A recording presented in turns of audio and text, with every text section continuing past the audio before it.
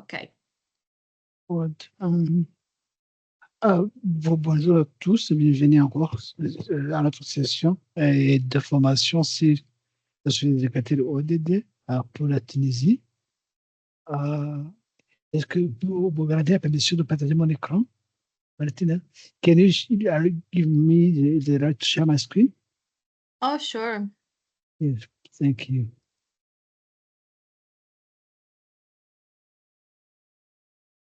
Okay, you are a presenter now. Oh, great, thank you.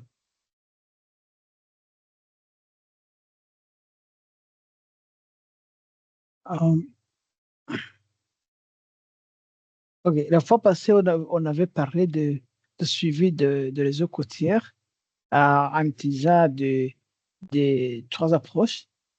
Et la première approche était les cartes du South Africa qui étaient interactives.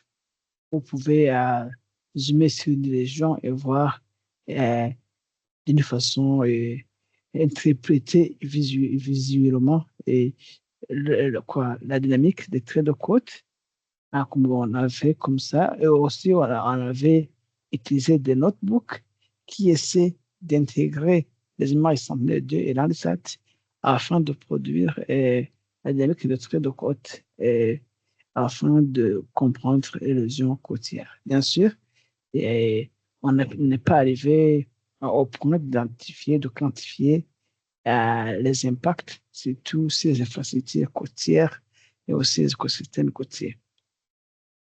Alors, on avait plusieurs exemples. On avait lancé un notebook sur l'Égypte et on a aussi étudié en ligne. Je ne sais pas si j'ai partagé le lien. Off. Un instant. Alors, aujourd'hui, ce qu'on va faire, on va essayer de voir. Ah, c'est fini. Ce qu'on va faire maintenant, on va essayer de voir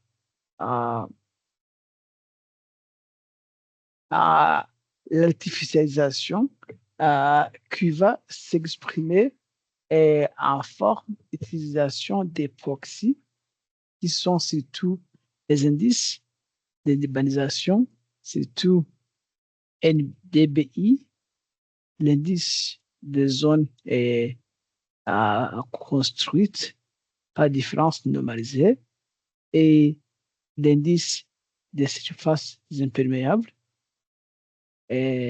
amélioré, je peux dire, et aussi l'indice de surface artificielle. Ces indices sont des proxys qui ont été développés et chaque indice a ses méthodologies bien définies. Alors, la fois passée, on a utilisé son notebook.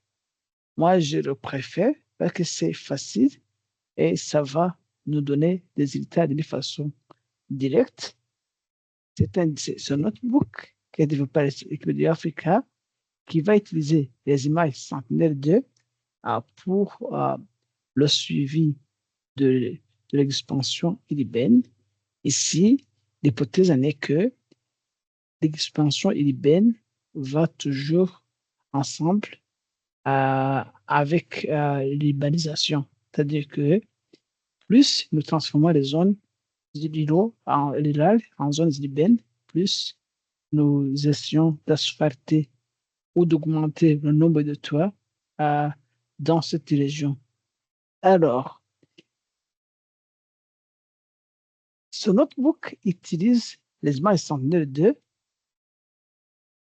mais comme le rapport syndicateur ODD va se faire de façon annuelle, c'est pourquoi nous allons utiliser les géomades, c'est-à-dire les agrégations de mosaïques sans nuages, et qui se tendent sur toute l'année.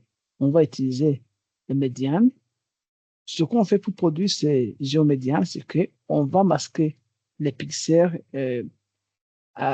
couverts de nuages et on va les remplacer par la moyenne des séries spectrales des images assez claires pour chaque région. Et par après, on va utiliser l'indice des surfaces imperméables. Et enfin, on va créer une carte binaire, zones urbaines et zones non urbaines. Et enfin, on peut comparer des années, année de départ et l'année de comparaison. La fois passée, on avait lancé ce notebook. J'espère que tout le monde, Kautel, Tamim et Massab, étaient ici. Alors, on était allé à travers Edouard, non, c'est Victoria. Victoria nous avait pris à travers tous ces paquets et fonctions que nous utilisons. Et elle avait dit pourquoi nous avons besoin de créer un Locodask cluster pour libérer quelques segments de notre mémoire. Et enfin, elle avait montré que l'application d'urbanisation a été prédéveloppée. Et enfin, on avait dit, on avait su comment délimiter notre zone d'étude, soit par coordonnées géographiques, mais si jamais on a un polygone, on peut aussi charger ce polygone. Alors, et ainsi, afficher zone d'étude, et on pourrait comparer les images vraies couleurs. Et le plus important, le calcul de l'indice se fait par comparaison l'indice d'eau par différence normalisée et avec des bandes, comme la formule l'indique. Et enfin, on peut faire une carte qui montre les zones urbaines qui tendent vers le bleu foncé et les zones non urbaines. Et on peut essayer de produire des histogrammes et d'essayer de produire des cartes binaires, urbaines et non urbaines. Et enfin, on peut produire un graphique simple qui compare l'année de départ et l'année de comparaison. Et enfin, on peut faire une carte de détection de changement. Alors, ce qu'on avait fait, et je pense que c'était la vidéo de 6, si je ne me trompe pas. Maintenant, il faudra l'appliquer sur une ville ou côtière en Égypte et essayer de voir si ce que nous avons fait la fois passée reflète la réalité. Alors, Tamim, Hotel, Mossab, pouvez-vous nous proposer une ville d'Égypte sur laquelle nous allons travailler pour voir si l'évolution entre les années, peut-être au long de ces 5 années passées, va nous permettre de conclure si cette approche est utile et ou s'il y a quelques points à améliorer. À vous, Mossab, et toute l'équipe. Donc, une ville de la Tunisie, c'est pas de l'Égypte. Ah, de la Tunisie, je m'excuse. Je m'excuse. Donc, Tamim, pouvez-vous proposer une ville juste Bon, Camille n'a pas de micro, mais il propose Sousse. Sousse? Hein? Sousse, c'est ici. Sousse. C'est ici, je pense. C'est S-O-U-2-S-E. Yeah, c'est ici, oui. C'est ça, c'est ça. C'est Sousse. Oui. Oui. La fois passée, j'avais utilisé la ville de Sousse, mais j'avais vu que récemment, il n'y a pas eu trop d'expansion urbaine. Voilà, on va comparer. Je prends ces coordonnées géographiques. Je pense, pour le ici au milieu, par exemple. Alors, ce que je vais faire, comme on a fait la fois passée, on va dupliquer notre notebook. On va dupliquer et puis on va l'appeler, disons, source.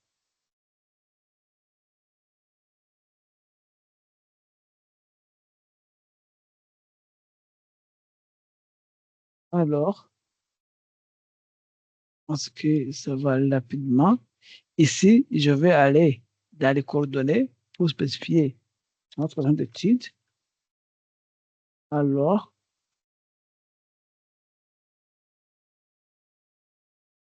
ça c'est notre attitude. Comme la ville se trouve à l'est et au nord, on n'aura pas de signe négatif pour longitude. On peut rester avec la même zone de tampon. Vous pouvez même Est-ce que vous-même, vous pouvez envoyer les coordonnées pour que nous ayons le même résultat? Est-ce que vous oui, pouvez oui, envoyer les coordonnées dans le chat? oui, je vous envoie immédiatement. Bien sûr que oui. Voilà, j'ai déjà envoyé dans le chat. Merci. Je vous en prie. Alors, je vais lancer noyau, je vais le démarrer, exécuter toutes les cellules, comme d'habitude, parce que on n'est pas forcément obligé de lancer une par une. Ouais, tout le monde maintenant connaît la logique. Alors, voici notre ville en image de vraie couleur. Voici notre ville ici.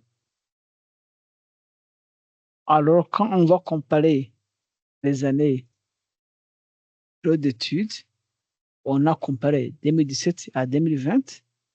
Vous voyez, c'est une période de 4 ans, mais on peut comparer aussi 2017 à 2023 parce qu'on a aussi ces géomades. Et ici, on voit des images de vraies couleurs. En bleu, c'est là où on dit qu'il y a eu peut-être apparition de nouvelles maisons. Mais le grand souci, c'est que je vois qu'ici, tout près des côtes, c'est plus bleu. On dit que c'est artificialisé. Et ce sont des plages ou des maisons, pour moi des plages, parce que les maisons ne peuvent pas être derrière et toucher les côtes immédiatement. Ici, quand on essaie de produire une qualité binaire, ces temps-ci, et quand vous allez comparer, vous voyez qu'il n'y a pas eu grand changement. Alors, ici, moi, je pourrais conclure que c'est une ville ancienne, alors qui ne s'expand plus que pas assez rapidement. Est-ce que ça a de sens? Oui, parfaitement. Oui, oui. Alors, je pense que une urbanisation alors serait, et cette artificialisation serait pour les villes anciennes qui ne se croisent plus à suivre cette artificialisation va donner une information, voilà, plus ou moins, euh, même ça apparaît comme il y a eu des déclin d'à peu près, à peu près 0,60, à peu près 0,75 kilomètres carrés, qui n'est presque rien. En fait, ça peut être dû à la qualité des données, ou bien à la couverture nuageuse, ou bien à l'angle dans lequel l'image a été prise. Parce que si vous voyez ici, on dit qu'il y a eu déclin ou quoi, diminution de l'étendue des zones urbaines. Vous voyez, c'est tout. C'est votre expérience. Peut-être que ce sont des zones qui ne sont pas stables et qui changent de verte vers les zones vers ternies et ainsi de suite. C'est le CESO. Et la moyenne de la sécurité spectrale entre les années peut varier ainsi, mais en général, il n'y a pas eu grand changement. Voilà. Est-il possible de changer les années? Ah oui, alors c'est ça qu'on voudrait essayer. Peut-être que si on fait peut-être 2007 à 2022, par exemple. Plutôt Ah, avant 2017, c'est possible. alors ici, on a fait 2017 parce qu'on utilise les images sentinelles et dans notre base de données, les images assez claires commençaient en 2017. À moins qu'on va préférer d'utiliser les images sentinelles 30 mètres de résolution. Aussi, on va essayer. Mais je ne vois pas la cause parce que si vous voulez des estimations à mettre d'aéroport dans l'année 2024, pourquoi alors aller comparer les années? Parce que le ZDD commence en 2015, alors ça ne va pas la peine d'aller un peu trop avant et que ces ZDD soient adoptés par les Nations Unies. D'accord. Alors, si je prends peut-être 2022, on va voir, tout en cherchant une autre ville, peut-être qui s'expand assez rapidement, si la population tunisienne augmente, comme notre population rwandaise, je ne sais pas. Et ici, les villes, il y a une expansion énorme des zones urbaines, en fait.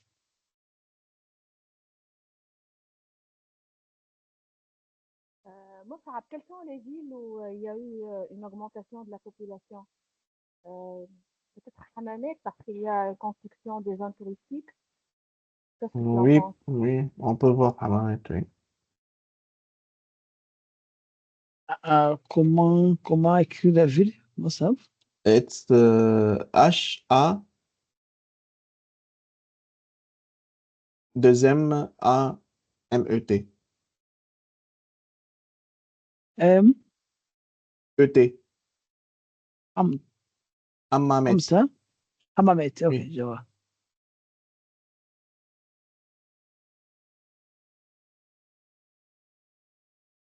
C'est ici. Ouais. Intéressant, c'est une ville tout à fait verte, en fait. Très bien planifiée. Alors, on peut utiliser les mêmes coordonnées. On peut prendre ces coordonnées et les poster.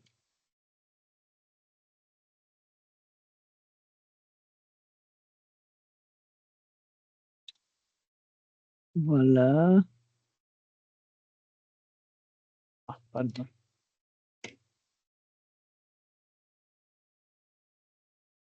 Voilà.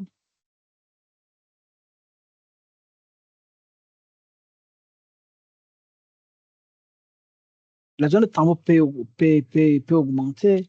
Je préfère rester avec une petite zone de tempo pour que les calculs soient assez rapides et on peut augmenter. Je partage à toute la première ligne de cette série d'Archax pour qu'on ait des mêmes coordonnées géographiques. Ensuite, je peux le démarrer noyau et exécuter toutes les cellules afin de voir ce que ça va donner.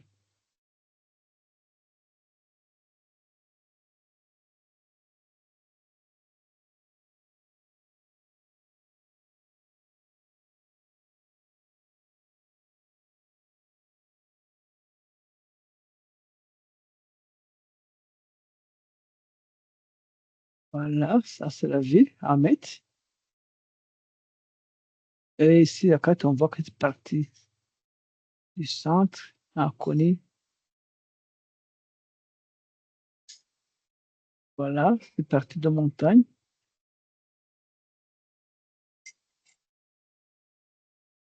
Vous voyez que la ville s'étend tout près de la vallée, tout près de la mer.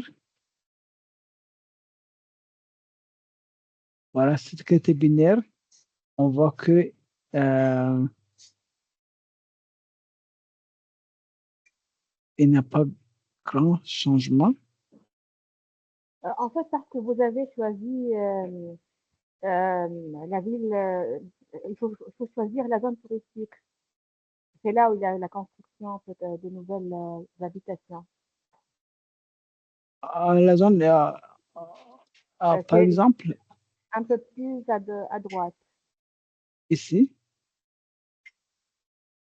Il y a écrit Mresga. Juste, pouvons partager les coordonnées géographiques possible. Ici à droite, Je vois que c'est une zone agricole, en fait.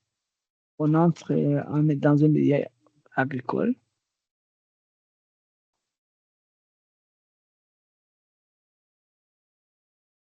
C'est MREZGA. M-R-E, ZGA. Z-V-A. G. Comme Gérard. Z, Il peut ne pas le trouver, Kautarpio. Ah, j'ai vu que c'était écrit Ah, M-Z. C'était comme ça, M-R. MRE, MRE, Oui. Z, G et A. Z-G-A. Voilà. Moleja. Ah, c'est Kodor. Comme ça. Je ne trouve pas ça. Ah, il y a pas, c'est pas un V avant le A, c'est un G comme Gérard. Vous pouvez écrire dans le chat. Je ne peux pas Oui, saisir oui, le. oui, vous avez raison, c'est plus facile. Merci beaucoup.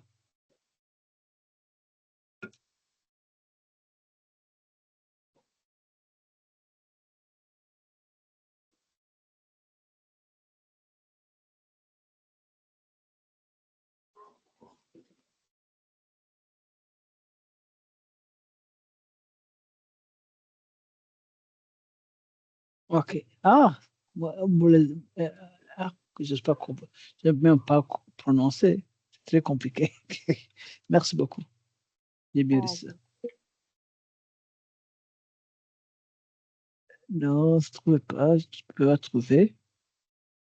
Est-ce que vous pouvez me donner les coordonnées géographiques? je vous envoie les coordonnées de Google Maps, OK? Oui, c'est bon. OK, merci.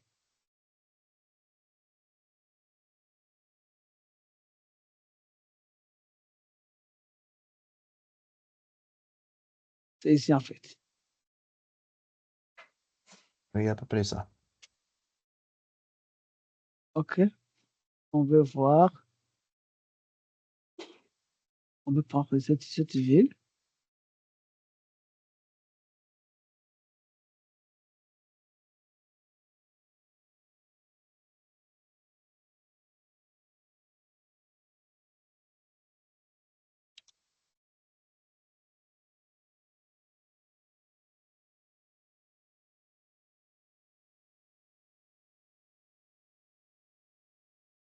Alors,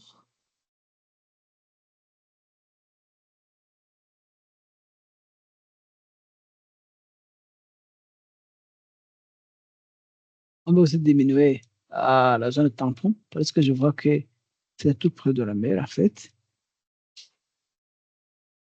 Alors, si on essaie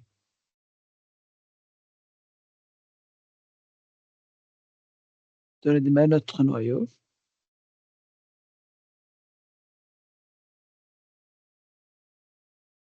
Combien vous avez mis en tampon, Joseph? j'avais mis 0.015. Une très petite zone, en fait, parce que je voyais que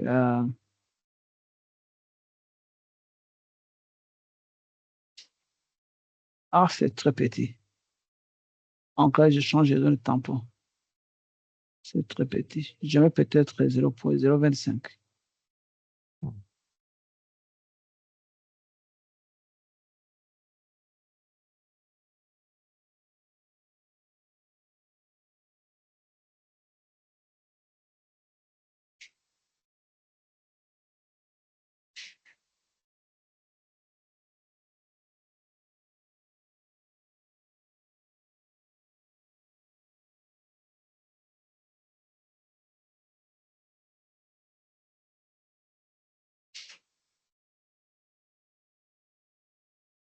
Alors, si on va voir, on voit que ici les maisons se sont augmentées, même à l'ANI.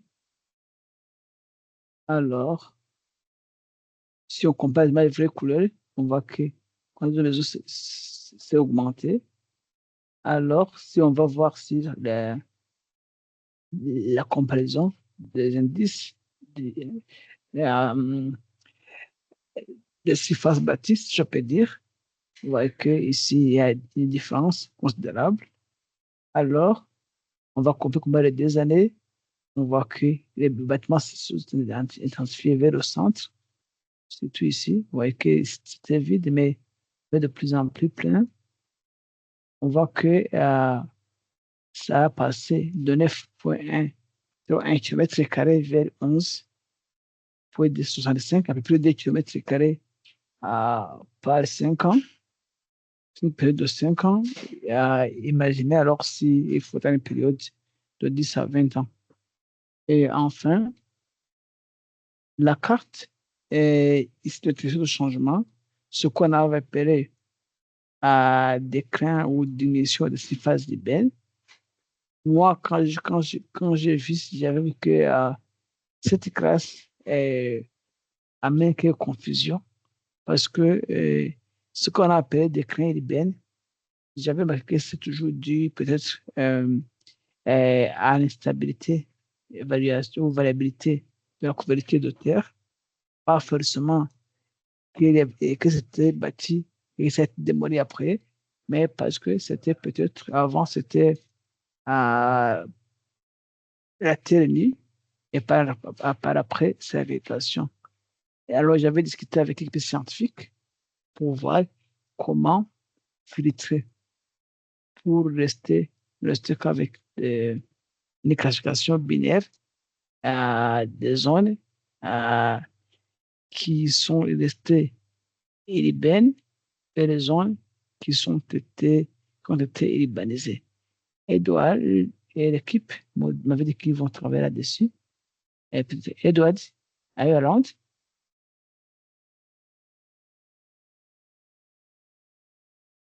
Hello, Joseph.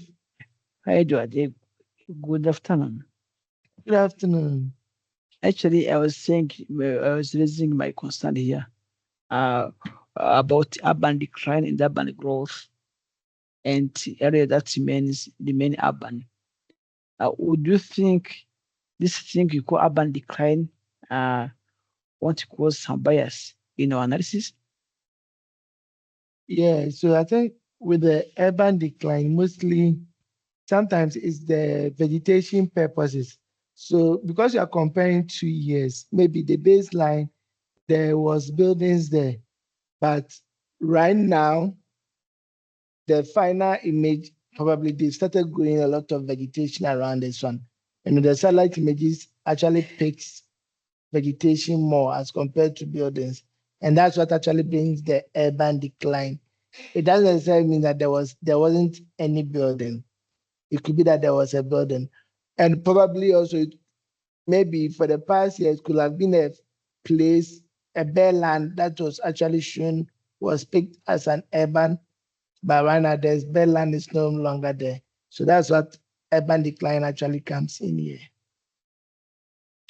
Yes, Edward, but for visualization purposes, then also to avoid the bias, is there any way to mask out this area, or maybe say this we say not urban decline, but maybe we say maybe no change, if I say, or even add to the class of land uses that remained a little bit stable, because this question have been, yes. Yeah, just so I think that can be done, and we can change it at the cell above. So you can just pick the urban decline there. You can just take it out, then probably add it to maybe no change. So just change the name. So if you can go to the top. Yes, sure. But this year that should be here. Yes, so you can take. Yes, and the urban decline you can put no change. But let's change so it. What you do is you just take the urban decline out, because then you add it to the remain urban. We say remain urban. If So I you take have the this remains urban there. So you take the urban decline out, then then go up a little. You know, where you have the patch, the second one, comment it out. The urban disappear, comment it out. this one. Yes, so you can comment it out.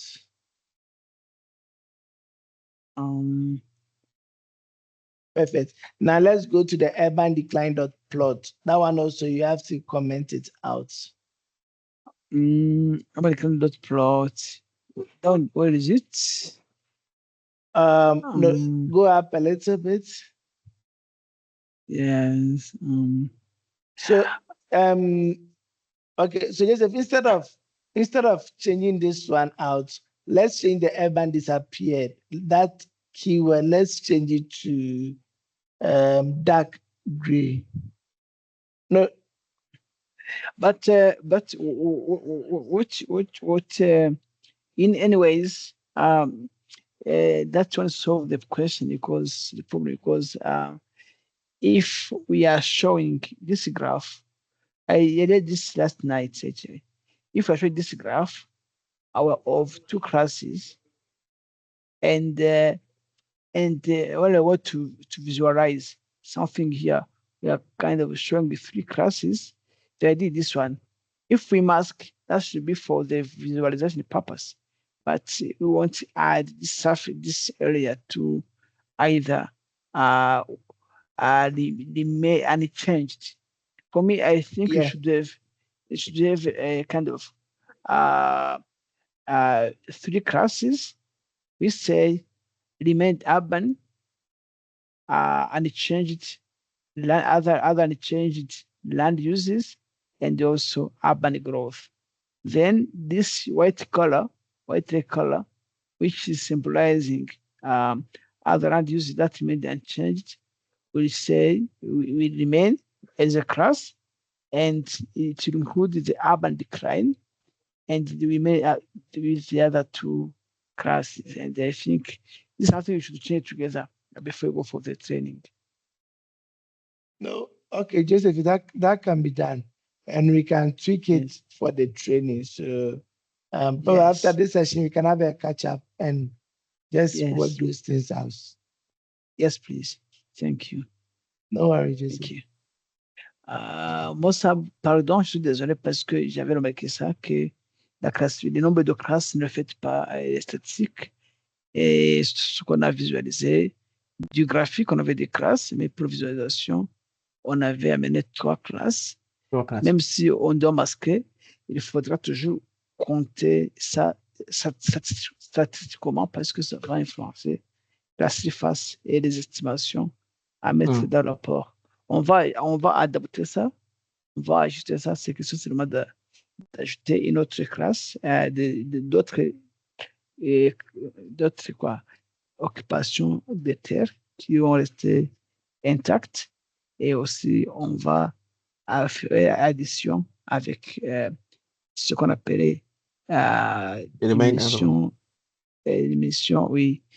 En tout cas, il faudra ajouter cette classe en bleu à la classe en blanc, et on va l'appeler d'autres occupations de terre qui vont rester inchangées ou intactes, et on va produire des statistiques pour les trois classes.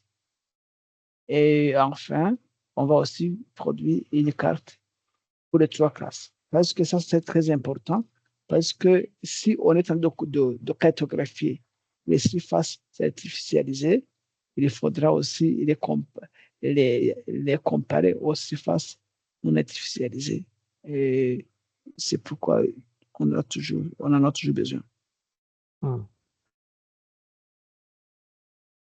Et ces surfaces, ça ne peut pas être de nouvelles zones vertes ou bien des jardins d'hôtel ou quelque chose comme ça? Ah, pardon?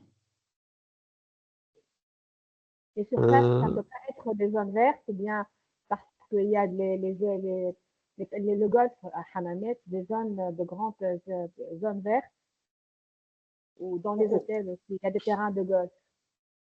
Oui, bien sûr, c'est ça en fait. C'est ça ce qu'on voit. imaginez avec la politique des Green Cities, des villes vertes, alors entre 2017 et 2022, même ici à Kigali, il y avait beaucoup de terres qui étaient nues, maintenant qui sont totalement couvertes de végétation. C'est normal. Mais l'idée pour quantifier ces statistiques et la visualisation d'une façon plus claire, il faudra tenir compte des zones, additionner ces zones peut-être qui étaient vertes bien avant et les zones qui sont devenues vertes après et disons les mettre dans notre classe qu'on pourra peut-être appeler les zones non urbaines. Ah non, c'est urbaine toujours, les zones, les zones vertes, ou quoi, les zones non construites, ou les zones non bâties, ou les zones non artificialisées. Nous pourrons toujours adapter l'appellation qui reflète le but de la formation ou du rapport ou de l'estimation qu'on va produire. C'est ça, en fait, que je disais.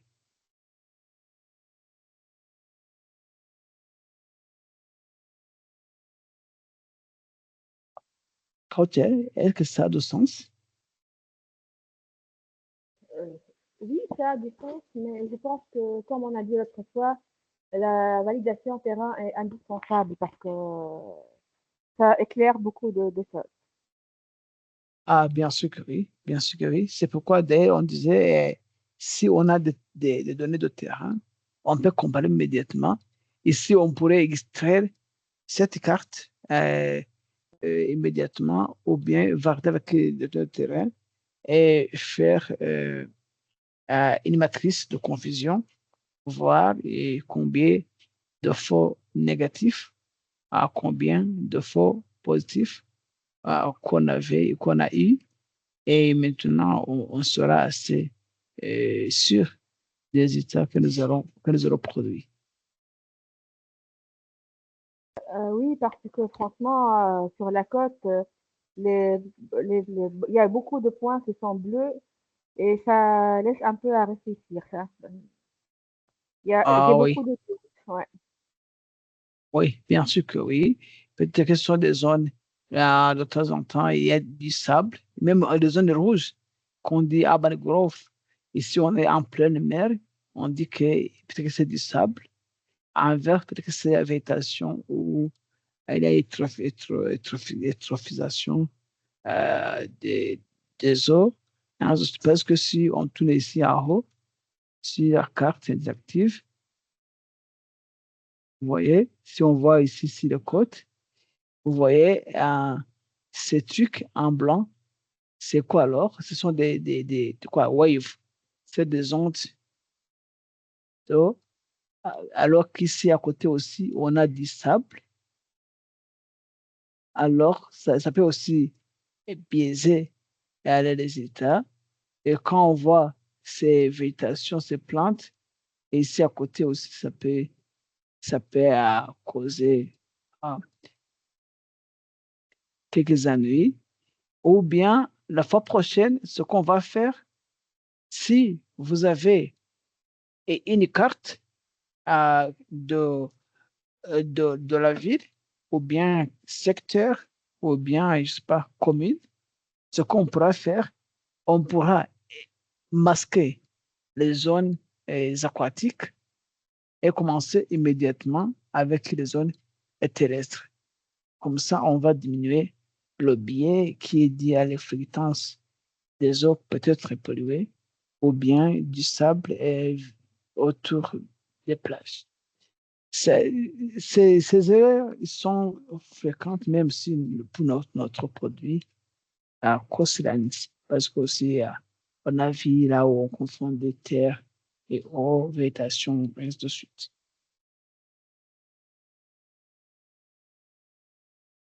C'est pas évident d'avoir une carte récente avec l'échelle dont on parle, mais, maintenant, à vue d'œil aussi, je pense que c'est aussi Les piscines. Les piscines, ça parce que c'est de l'eau et je pense que ça peut porter à confusion aussi. Oui, évidemment, je dirais que c'est pas assez parfait et que toujours il faudra, si on a de la chance de donner à d'autres terrains pour valider, ce serait mieux.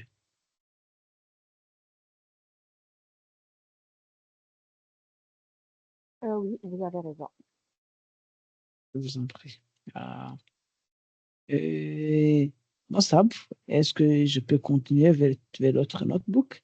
Ce qu'on a noté qu'on va améliorer l'appellation de nos classes, à peut-être avoir un terme qui s'approche le plus de l'artificialisation. Et si jamais beaucoup de membres de l'équipe ne prennent pas anglais, je vais prendre la peine de traduire le notebook que nous avons utilisé en français, si ça va aussi faciliter la tâche aux participants. Bon, si les collègues n'ont pas d'autres n'ont pas d'autres questions, nous pouvons continuer. Et pour la traduction, je crois que pour la lecture, ça va pour les collègues. Bon, je crois, hein. Oui, oui, normalement, il n'y a pas de problème. Ah, ben merci. Ça là aussi ma vie plus facile, en Merci fait. beaucoup. Je vous en prie. Alors, ici, ce notebook est très simple et assez fiable, mais aussi on a l'autre notebook ici que je vais présenter, mais les résultats à discuter sont à discuter parce que quand je suis allé à travers, j'avais vu que il y a toujours des, des erreurs, mais pourquoi les erreurs? Je vais vous dire. Et si jamais on aura de données de terrain, on pourra peut-être améliorer la qualité de ce que nous trouvons. Alors, maintenant, on peut cartographier les zones urbaines ou les surfaces artificialisées, en fait, en utilisant les images Sentinelle-1. Ce sont des données radar, bien sûr, qui nous permettent de contourner l'obstacle lié à la couverture nuageuse dans notre région, surtout dans la région tropicale. Beaucoup des images optiques sont tout à fait de mauvaise qualité. Ici, on a utilisé l'image Sentinelle-1 et bien sûr, on a les étapes à suivre. Comme d'habitude, on va choisir euh, la, notre zone d'étude. On va charger les données Sentinelle-1 de notre zone d'intérêt. On va convertir et on dit le nombre digital, je ne sais pas si on dit comme ça en français, digital number en décibels, en va décibels pour analyse. Et puis, on va générer une médiane de polarisation VH, c'est-à-dire vertico-horizontal, c'est-à-dire que l'énergie réfléchie va d'une façon verticale et elle vient d'une façon horizontale. Et la polarisation VV veut dire que l'énergie incidente va d'une façon euh, verticale et la réflexion est tout à fait verticale.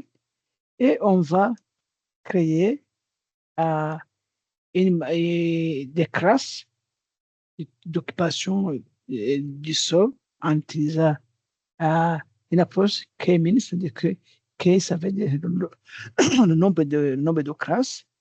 Et bien sûr, on va essayer de détecter la classe qui va refléter les zones urbaines. Et le grand souci c'est que quand on était arrivé à la validation, on a utilisé la carte d'occupation des terres de, de l'Agence spatiale européenne de l'année 2020. Et bien sûr, qu'elle soit de 10 mètres de résolution, mais elle a été toujours produite au niveau global. Et quand vous allez à basse échelle, ça peut biaiser les résultats. Et enfin, on peut utiliser les statistiques pour voir si ce que nous avons produit correspond à la réalité. Je ne vais pas tourner dans ces paquets parce que la fois passée, Victoria avait parlé assez, même Edouard, dans la session précédente. Je vois qu'on a presque la même équipe. Et dans ce cas, ces choses, et les mapping, ces applications que vous avez utilisées, on va définir notre zone d'étude et bien sûr notre année d'études. L'autre chose avec les images Sentinelle 1, c'est que de temps en temps, ça ne couvre pas tout le continent. On a quelques scènes. Par exemple, si on va dans notre explorateur de métadonnées,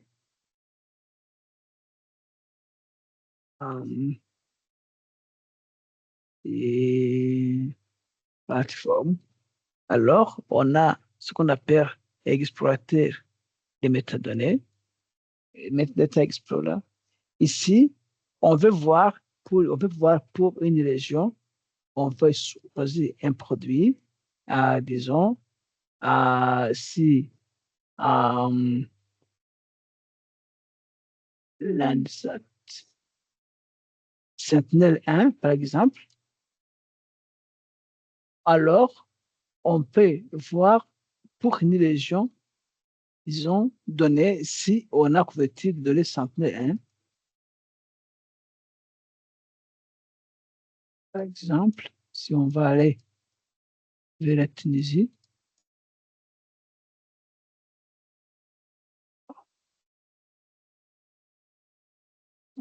je ne sais pas pour moi ce que je suis en Tunisie. Par exemple, si on va peut-être arriver à la côte, tout près de Sousse, ici, dans cette cellule, on peut faire un petit clic.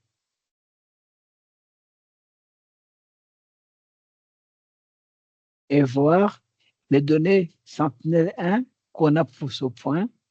Ici, sur les dates, on a par exemple l'image Sentinel 1 pour le mois de novembre 2024, le 24 novembre. Ça fait 2 jours. Alors, on va voir, mais ce n'est pas évident qu'on ait des images pour chaque jour. Je dis ça pourquoi? Parce que toujours, quand vous spécifiez les dates, quelles données ne sont pas existantes pour cette région, alors vous allez trouver une erreur.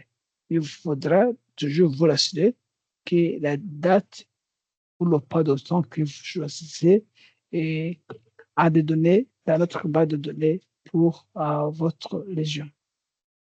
Alors, bien sûr, on va faire une interactive et par après, on va se donner Sentinel 1. Et enfin, on va voir les polarisations, polarisation VH et polarisation VV. On va convertir les polarisations en iceberg. Voilà, voilà. Et on va produire des clusters. Ici, on a fait une carte binaire, zone urbaine et non urbaine, si on peut dire. Et puis, on fait une carte à 3 classes. Et ici, on fait une carte à 4 classes. Alors, ici, on dit que une carte à 3 classes est plus ou moins, reflète plus ou moins la réalité, parce que même si on voit ici visiblement, non, je ne vais pas lancer l'analyse parce que ça peut prendre longtemps. Ça reflète plus ou moins la réalité. Et par après, on a extrait la classe avec le valeur numéro 1 on a utilisé la carte à 3 classes. On a utilisé la classe avec le numéro 1 en jaune, qui est censé être zone urbaine. Et par après, on va valider les données avec la carte d'utilisation des terres de l'Agence spatiale européenne. Bien sûr, on va extraire la classe built-up en rouge. Et par après, en comparant, voilà ce que l'Agence européenne a vu comme zone urbaine. Voilà ce que nous avons vu comme zone urbaine. Et par après, on va faire le test de précision et en utilisant le score F1 ou bien en utilisant la précision du producteur et de l'utilisateur. Et vous voyez que ici, on a la précision à peu près 80%. Si on va vers le score F1, c'est à 3%. Mais si on va sur la précision pour l'utilisateur, c'est moins de 50%. Alors, ici, et toujours, ça nous la sécurité de que nous avons, c'est à l'utilisateur de décider si ça va servir de la cause qu'il veut présenter.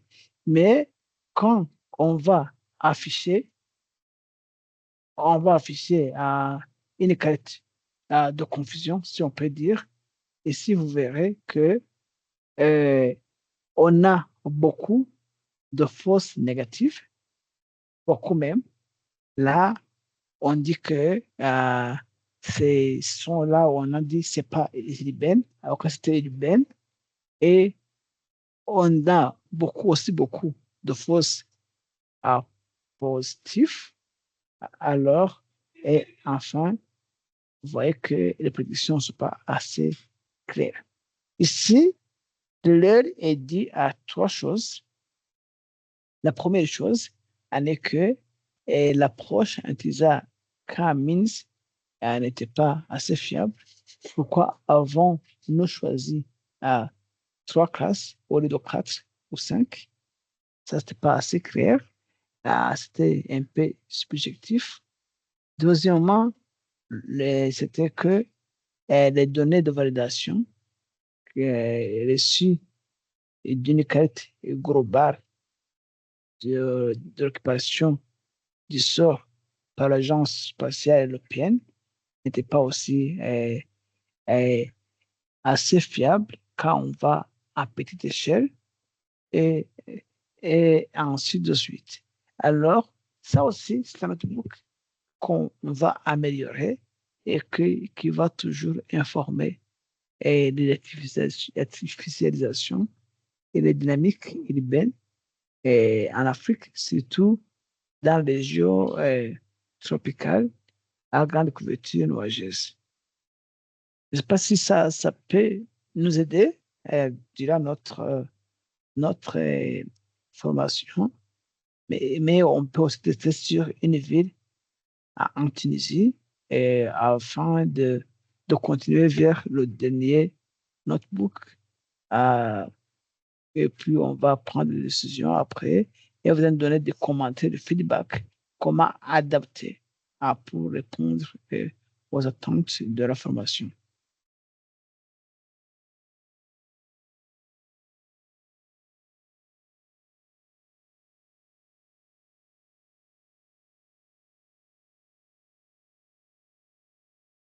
Donc, Temim, au cas où pouvez-vous suggérer une zone? Euh, si on veut réellement voir un changement, ça sera toujours la même zone parce que tu sais Oui, c'est bon. que on n'a pas beaucoup d'avancement dans les zones littorales pour beaucoup de construction. Ok, voilà, on peut faire la même zone. Merci beaucoup. C'est une bonne idée en fait. Malheureusement, je vais d'abord dupliquer pour ne pas.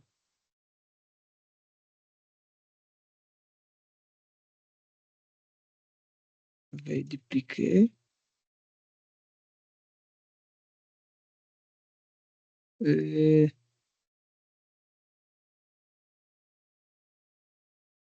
comment appelle-t-on cette ville? Meresga. Ok. Ah, c'est très compliqué en fait. Je vais mettre Tunisie, c'est pas grave. Ok, c'est compliqué.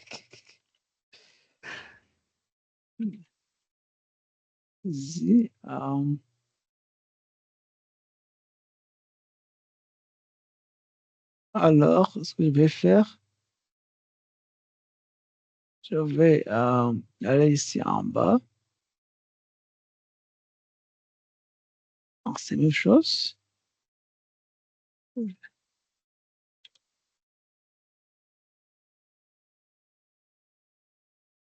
Ok.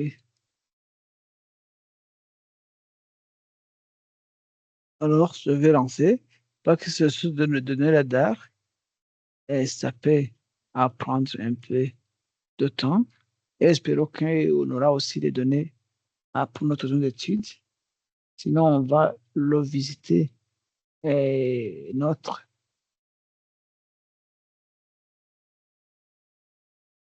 Heureusement qu'on a des données pour notre zone d'étude. Dis-moi, c'est promettant.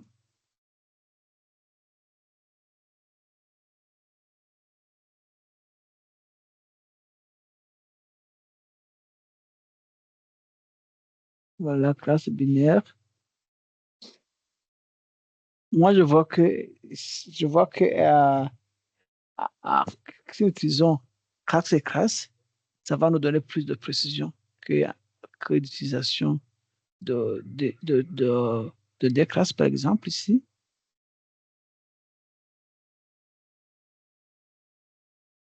Voilà. Voilà ce que la qualité d'utilisation de passer de terre de l'espace spatial européen va donner. Voilà, si on compare ce que cette image donne, que nous donnons, il y a trop de l'aide.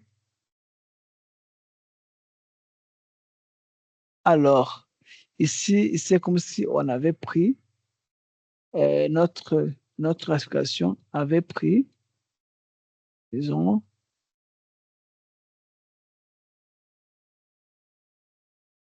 toute cette zone montagneuse qui est rocheuse.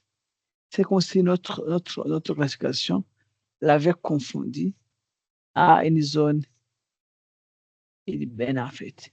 Parce que si vous voyez ici en bas, c'est comme si cette zone a été considérée comme zone urbaine, alors que c'était une zone montagneuse avec quelques points cultivés. Alors, vous voyez que ici, le choix de la classe donne plus de force négative.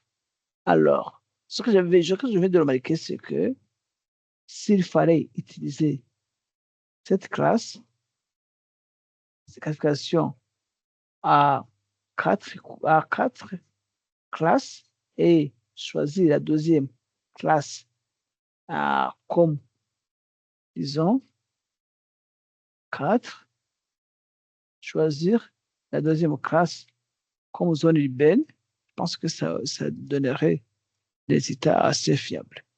Bon, plus ou moins fiables, parce que ce ne soit pas assez. En fait, je disais, ce que j'ai remarqué la fois passée, Edward, euh, Edward, est around?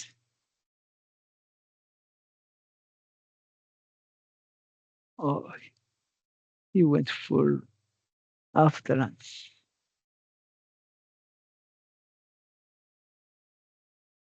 Alors,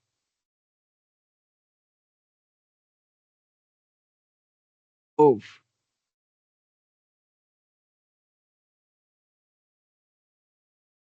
vous voyez qu'on se rapproche de la réalité, même si ce qui a été prédit, comparé vous voyez que les fausses positives, mais les fausses négatives augmentent. Ah, ça, c'est sûr parce que ici, l'agence spatiale européenne avait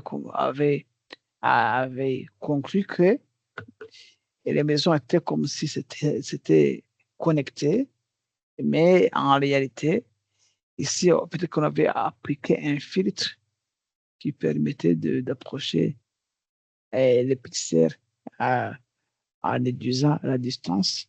Mais ici, ça a sauté l'outil de suite. En tout cas,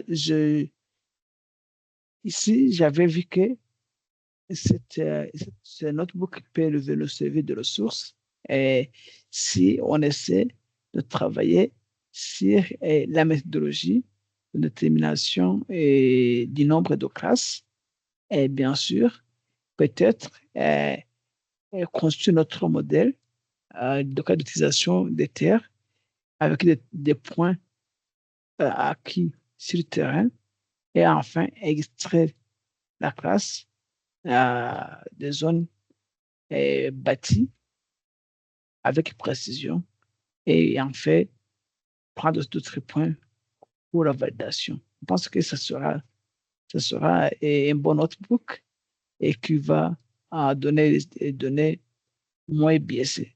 Et bien sûr aussi la façon dont les images radar ont été traitées aussi, il faudra le visiter. Mais ça, c'est aussi une ressource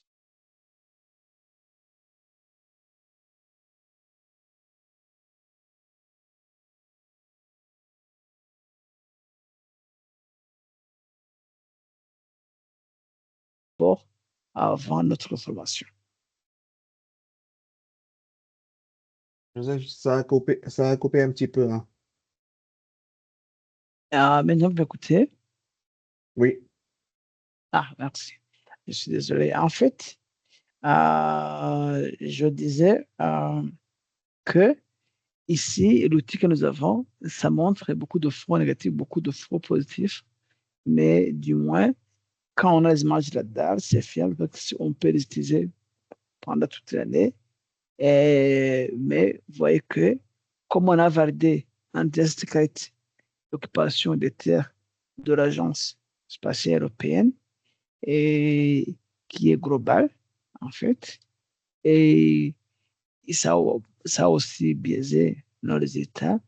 Je disais que si jamais on pouvait avoir des points pour construire notre modèle, on avait acquis des points sur le terrain et enfin valider à travers ces points au lieu d'utiliser les données globales et ça pourrait refléter la réalité au niveau local.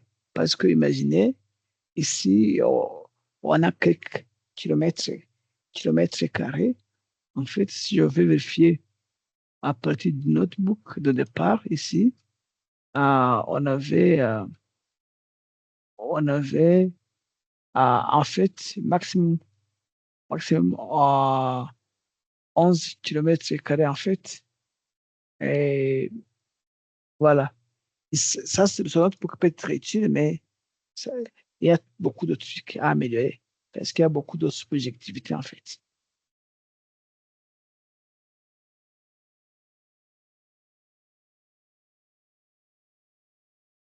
Quelques commentaires là-dessus?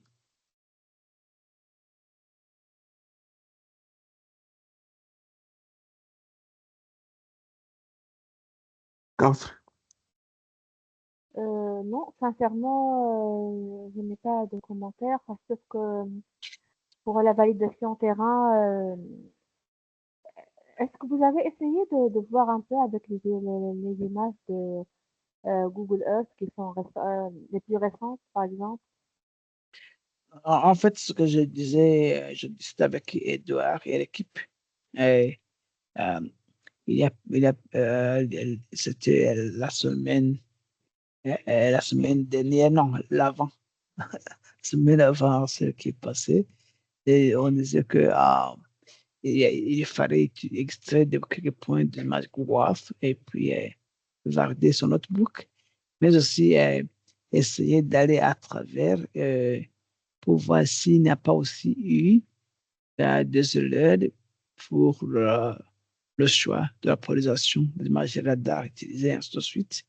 Alors, Edouard et l'équipe sont en train de travailler, d'améliorer ce notebook. Mais une fois que ce notebook est amélioré, ça va résoudre beaucoup de problèmes de nuages sur le continent. Voilà, c'est un outil que je vous présente.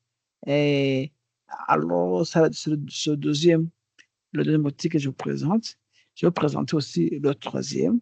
Et par après, on va voir quel outil qui va nous servir de plus, qui va être plus fiable dans notre information. Et c'est là où nous allons concentrer notre effort.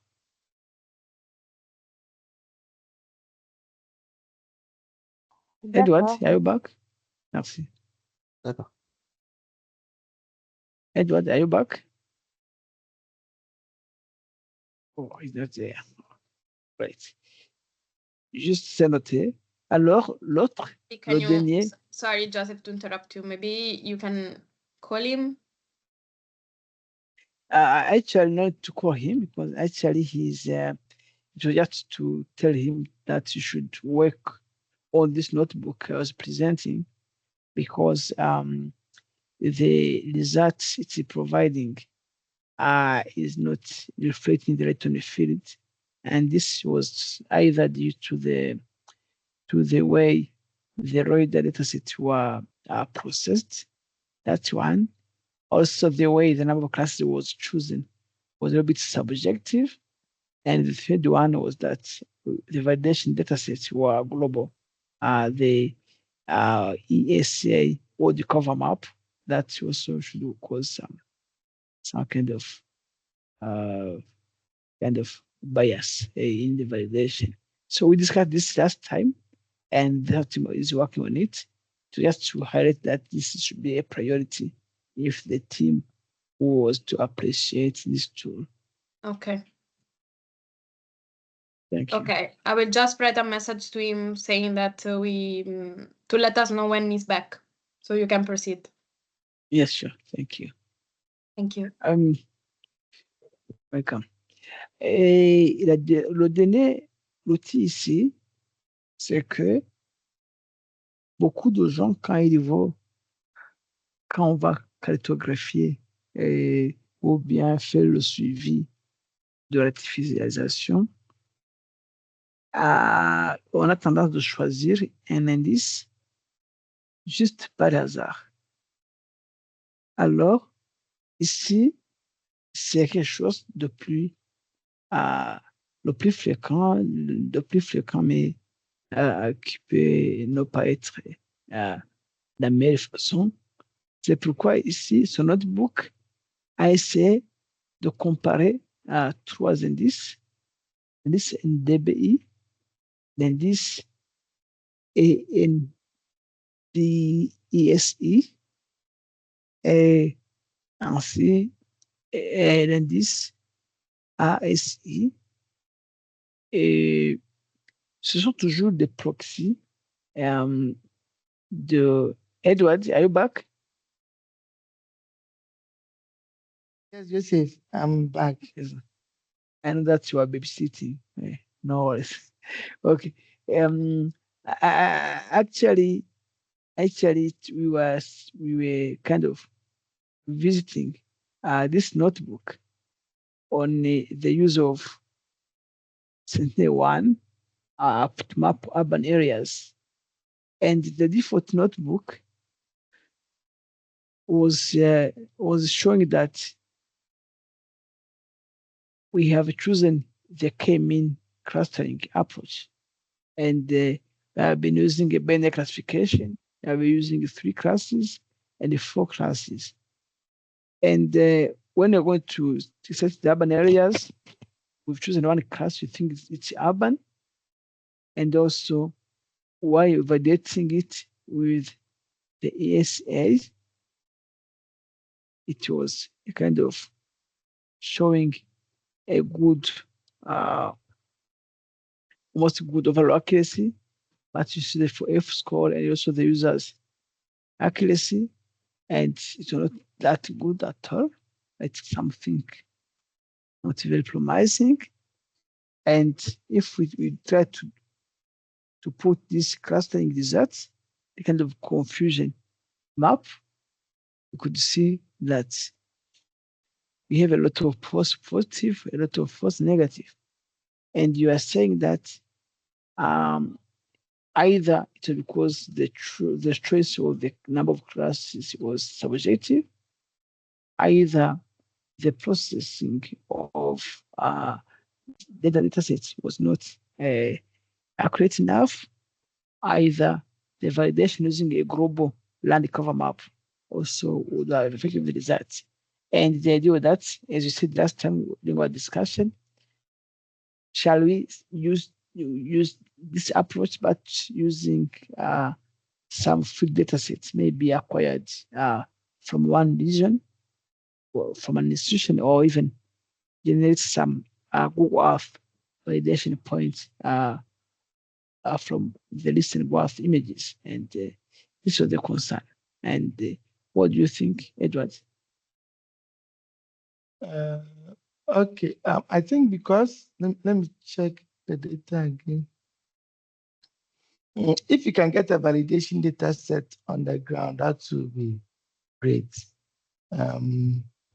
Because this one was the unsupervised classification, and Yes, it sure. was compared to, can you move up a little bit? I think it was compared to this ESA. the ESA World Cover Built Land Cover. Okay, so yeah. I think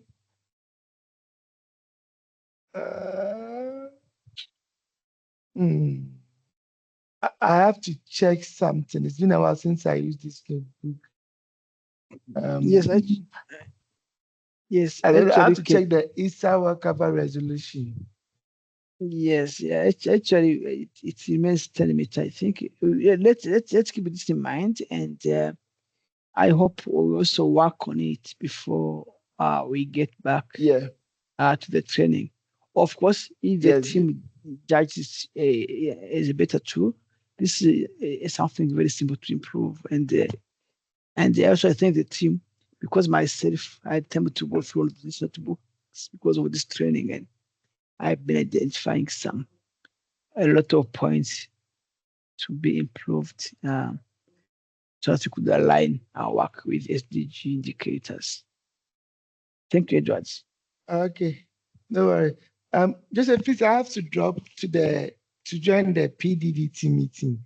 So I'll join Yes. Yes, please join them and let them know that I'm still engaged with the UNSD team. Okay, no problem. Thank you, Edward. See you. Bye-bye. Ok. Edouard va nous aider, c'est tout, pour l'amélioration de ce notebook. Et l'équipe scientifique, Impo et Vicky sont aussi en train de travailler là-dessus. Peut-être que avant notre formation, on aura des résultats assez convaincants. Et si jamais vous avez aussi des points de validation, des cartes d'occupation du sort pour une région de la Tunisie, vous pouvez les partager et ça va nous rendre la tâche plus facile. Au lieu de générer les points sur Google, on va utiliser les points déjà existants et prendre le cas d'application pour la Tunisie. Comme ça, on va profiter de deux façons. Si Edouard, je vais chercher, si je trouve quelque chose, je vous envoie. Merci beaucoup, Cortel. OK. Le dernier notebook, ici, c'est semer plus de confusion, en fait, parce que ici, on a vu ce notebook parce qu'on disait pourquoi choisir un indice par rapport à l'autre. Un indice peut être adéquat pour une région, mais quand vous allez vers notre région, ça ne peut pas être adéquat. Par exemple, si on est dans les régions du Sahel, alors aussi on est dans un climat tempéré, comme chez vous, en Tunisie, ou bien quand on est dans un climat tropical, tout près de l'équateur, comme au Congo, ou bien à un climat aride, comme en Namibie, ou un climat aussi tempéré, comme en Afrique du Sud, alors là, on pourra changer les indices. Ici, on s'est dit qu'il faudra faire une comparaison de ces indices. C'est pourquoi on va charger nos données, que vous le voyez. On va masquer les surfaces aquatiques. Ici, on va utiliser les géomédianes d'événements Sentinel-8. Alors, on va utiliser aussi des données d'observation des eaux à partir de l'espace pour masquer les surfaces aquatiques. Et enfin, on va calculer les indices d'urbanisation avec graphique. On va choisir un seuil qui nous permet de séparer les zones urbaines et non urbaines.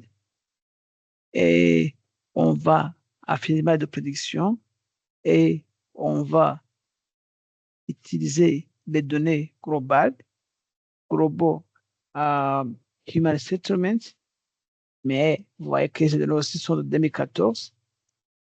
C'est une limitation toujours des données de validation. Et enfin, on va comparer et visualiser les statistiques. Alors, quand moi, je suis allé à travers ce notebook, bien sûr, changement de données, c'est la même chose. Alors, ici, on sait de 2017, je pense que c'est parce qu'on voulait pas aller très loin des données de validation qu'on avait, qui sont de 2014. Alors, ici, ce qu'on a fait, on a calculé ces indices, normal difference beta index, ce sont les formules, NDC formule, et ASA formule, comme vous voyez. Alors, ce qu'on avait vu, c'est que on a calculé ces indices. De plus, on a augmenté en valeur. De plus, on a approché des surfaces urbaines. Pour notre zone de Salé Politidal, au Sénégal, on voyait que, pour le ville de Dakar, je veux dire, pour le ville de Dakar, on voyait que l'un indice montrait que la zone est purement urbaine. L'autre montrait que non, c'est pas assez urbanisé. L'autre aussi montrait que c'est toujours moins urbanisé. Alors que la réalité, vous connaissez que Dakar, c'est urbanisé, c'est une ville assez peuplée. Alors, si on peut créer des histogrammes et essayer de créer des seuils, alors, ces images, si on essaie de fixer les images, vous pouvez créer en appliquant les seuils, vous voyez qu'il y a les zones habitées et les zones qui se montrent moins habitées. Et enfin, les données du global, les données globales du global Human Settlement, urban areas, vous voyez que des parties qui se tendent vers la mer, c'est plus habité. Une chose qu'ici, une chose qui est là-bas. Mais si on va varder, le grand souci serait que tout positif, quand on sort de la ville vers des régions limitrophes, on voit que on a beaucoup de faux positifs.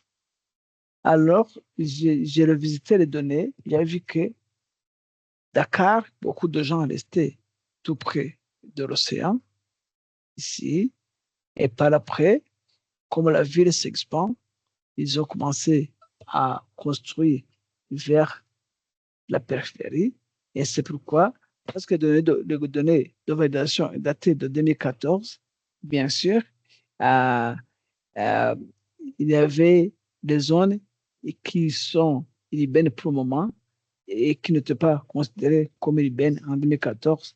Comme vous voyez, ces zones n'étaient pas encore habitées. On commence à les habiter.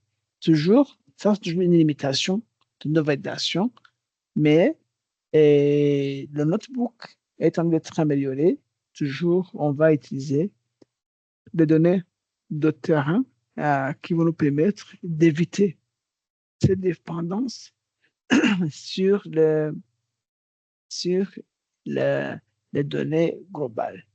Et ainsi, pour un cas d'application, comme notre travail avec la Tunisie, ce serait mieux d'utiliser ce genre de terrain, comme on a déjà mentionné, parce que ça va nous permettre d'avoir des précisions, c'est comme cas d'application.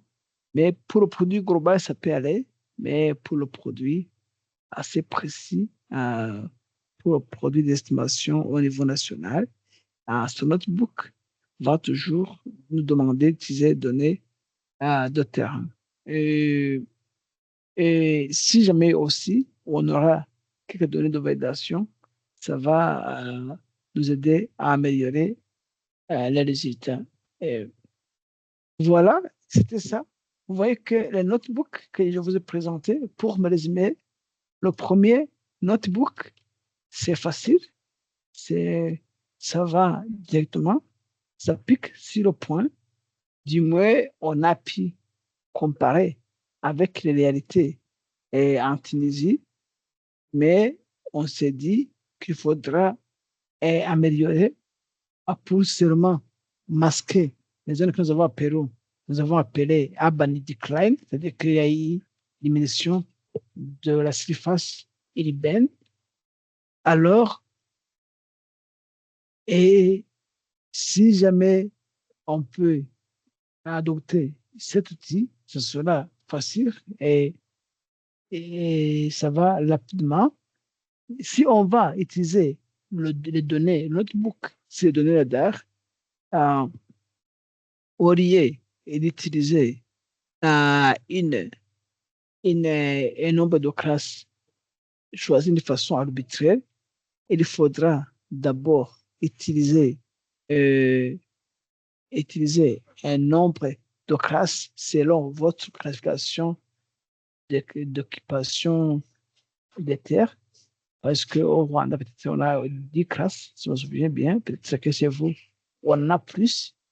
Et si on a les points pour chaque classe, nous pourrons produire une carte d'occupation des terres d'une région donnée et par après extraire la classe built-up des zones bâties et ensuite faire nos prédictions et nos estimations. Ça, ce serait plus idéal. Même chose pour la calibration du modèle, pour le choix de l'indice qui va refléter la réalité de la Tunisie, peut-être aussi, ça va se mettre d'une zone à l'autre.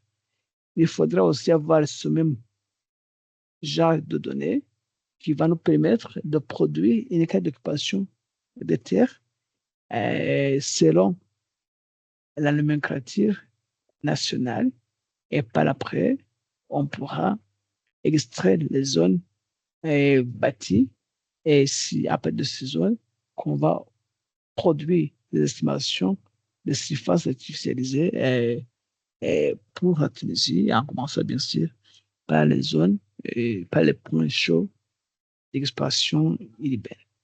Voilà, c'était ça. Alors, c'est le moment d'échanger des idées et voir comment procéder. Merci beaucoup. Vicky, how are you?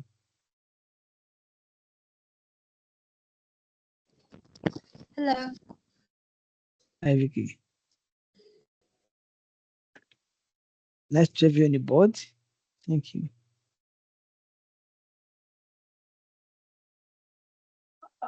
Musab, any? Oui, Joseph. Thank you.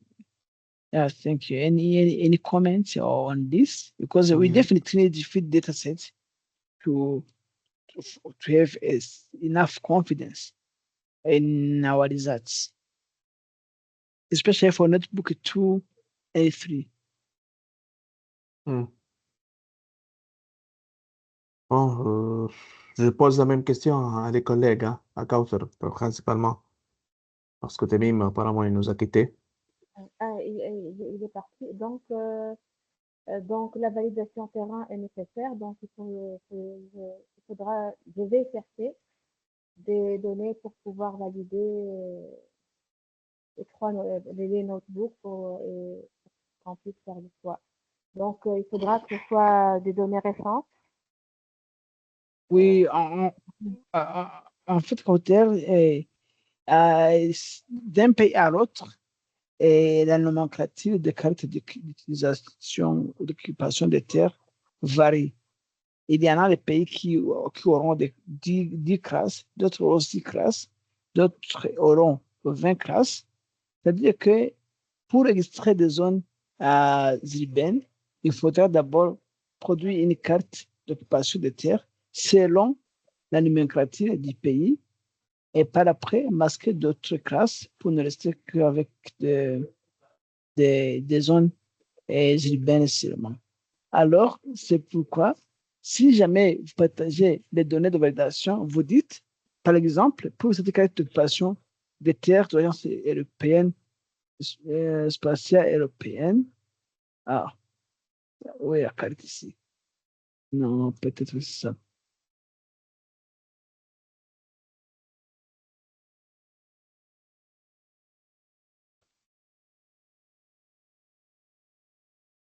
Une, deux, trois, quatre, cinq, six, sept, huit, 9, 10, 11. Ça fait 11 classes. Parce que nos détails, je pense que c'est pas aussi intriguant, mais ça ne nous sert à rien. Alors, mais je suis sûr que, par exemple, si vous venez au Rwanda, par exemple, il y a peut-être que sinon Ice, on n'aura pas ça au Rwanda. Mangrove, on n'aura pas au Rwanda, par exemple. On va rester avec d'autres classes. Peut-être que chez vous aussi, vous avez votre classification des terres. Oui. Et oui, voilà. Et les données de validation pour chaque classe, si vous les partagez, nous pourrons produire une carte qui va servir de données d'entrée durant notre analyse de l'expansion urbaine ou bien d'autres phénomènes qu'on va travailler sur dans le futur. Je vais chercher, mais je ne sais pas pour la date. Je vais vous donner une carte avec l'année de production qui peut-être ne sera pas 2024 ou 2023. Ça sera une année plus ancienne, mais ça devrait entrer dans la fourchette donc ça devrait être fait après 2017, c'est ça? Oui, en fait, je ne pense pas que les classes ne changent pas d'une année à l'autre. Je pense que quand on a peut-être quelques points, on pourra vérifier, comparer, voir les points. Peut-être on va éliminer quelques points et bien rester avec les autres. De toute façon, ça va être plus précis qu'avec l'utilisation des données globales. D'accord, ok. Merci beaucoup. Merci à vous. Je vous en prie. Martina, actually, we are discussing about the validation datasets because some of the notebooks here were validated using global datasets. And also, each country has its kind of land use classification and scheme. And we think if we get that scheme from a Tunisian team and try to first of all produce a land cover of land use for Tunisia and then extract the built up areas, and this should be more precise compared to this we did using outdated global data sets for validation. And hotel, we try to look in the database if they have some. But as a plan A, we still have this notebook, which was simplified and straightforward, that could be able to compare different years.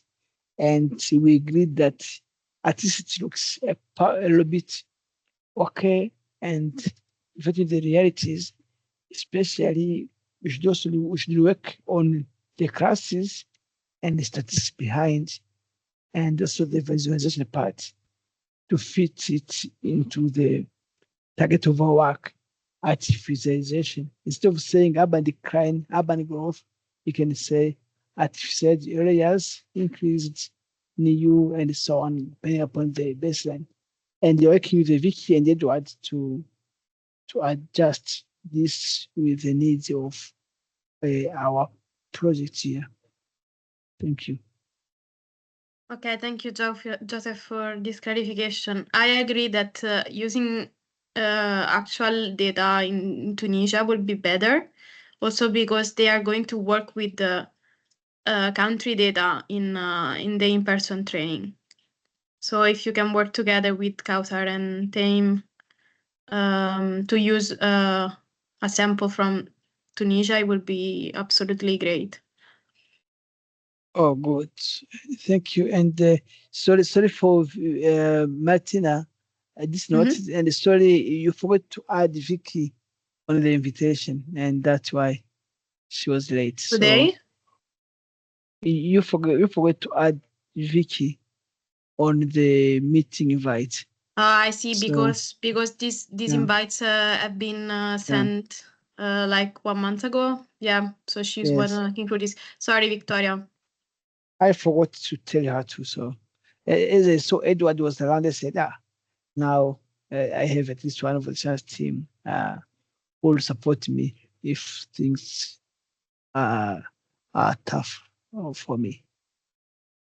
Okay, thank you, and sorry again, Victoria. I will include you in the next one. We agreed on having a meeting on the 3rd of December, but we have to discuss with partners if they are available. So if we will have this meeting, I will of course invite you. Yes, great. And Okay, right, Vicky. And I think that's it for today. And the way forward, it's I produced a report for the 3 last sessions. I've started one and publish it by the end of the week. And also I finalized